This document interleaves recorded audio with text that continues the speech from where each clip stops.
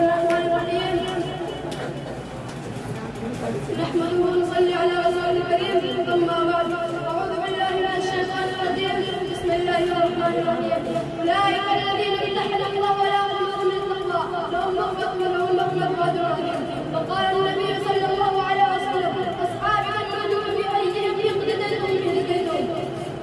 إلى هداية مجددة تقلب من حواس وتشمجد وتعيد على صالح حركات من التحقيق وتشمجد. لا يقصد الاحترام على السامعين. آج के फिल्म में صحبہ خیر کا تذکرہ ہوگا جن کے بارے میں اللہ جل جلالہ نے باشا بتایا کہ وہ لوگ ہیں جن کے دلوں کو اللہ پاک نے توبہ کے لیے خالص کر دیا اور ان کے لیے مغفرت کا عظیم ہے.